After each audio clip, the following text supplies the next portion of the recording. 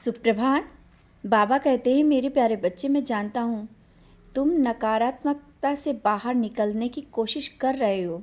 जो तुम्हारे विचार मन में आते हैं उनमें कोशिश करते हो कि ना आए, और तुम स्वयं में भी बदलाव महसूस कर रहे हो।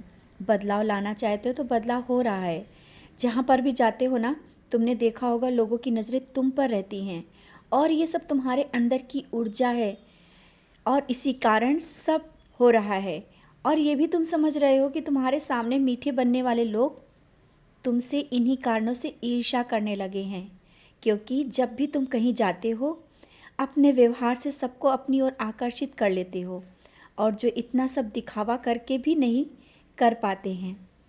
निराश मत हो, ये दुनिया है जहाँ पर तुम सच बोलोगे और सही रास्ते पर चलते होगे ना कोई तुम्हें पीछे ढकेलने की कोशिश करेगा। बस तुम्हारे सामने जो मीठी बातें करते हैं ना, तुम्हारे पीछे तुम्हारी बुराई भी करते हैं, और ये तुम भी जानते हो और मैं भी जानता हूँ।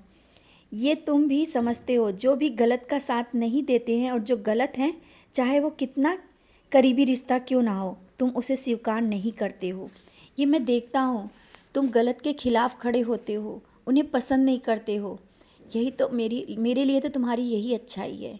तुम बहुत सही हो। ये मत सोचो कि तुम सबसे अलग हो, तुम्हें लोग क्यों नहीं पसंद करते हैं। बच्चे, अच्छी चीज़ें जल्दी लोगों को समझ में नहीं आती हैं, तो बस तुम जिस कार्य से चल रहे हो, जिस ढंग से चल रहे हो, आगे बढ़ते रहो। तुम्हें उन लोगों की तरह चापलूसी करनी नहीं आती, इसी कारण ही तो तुम सबसे अलग हो। किसी के लिए खुद को दुखी मत किया करो, और जो तुम्हारे विचार हैं, भले ही लोग तुमसे दूर चले जाएं, लेकिन मैं उतना ही तुम्हारे करीब आ गया हूँ। तुमने देखा भी होगा, मैं तुम्हारे बहुत करीब हूँ, और करीब आता जा रहा हूँ, बहुत करीब। तुम मुझे जब भी आंखें बंद करके महसूस करते हो ना, जहाँ और जब भी याद करते हो, तुम मुझे देख पाते हो, और तुम्हारे द्वारा की गई किसी के लिए दुआ भी मैं स्वीकार करता हूँ। क्यों? क्योंकि मैं तुम्हारी सुन रहा हूँ, मैं तुम्हारे करीब हूँ, और हर जिस तरह से तुम मेरी पूजा और भक्ति में लगे हो ना, ये मेरे लिए बहुत बहुत बड़ी बात है, और मैं उससे बहुत खुश हूँ। और आर्थिक समस्या का सामना जो करना पड़ रहा है ना, जो तुमने कहीं से कर्ज लिया है, उसे ना चुका पाने के कारण तुम्हें बेचैनी हो रही है, मैं देख रहा हूँ। परेशान मत हो, धीरे धीरे वो सब कर्ज उतर जाएगा, और जो पैसा किसी के पास से आना है वो भी नहीं मिल पा रहा है। तुम सब इन्हीं बातों में फंसते जा रहे हो ना। बच्चे, जब भी उससे पैसे की बात करो जिसने तुम्हारा पैसा लिया है ना, ऊदी अपने माथे पर लगा कर जाया करो और अपने साथ लेकर जाया करो। ज़रूर मिल जाएगा, पैसा जल्दी ही मिल जाएगा, और पैसों के लिए जो परेशानियां चल रही हैं ना, वो भी सब दूर होंगी।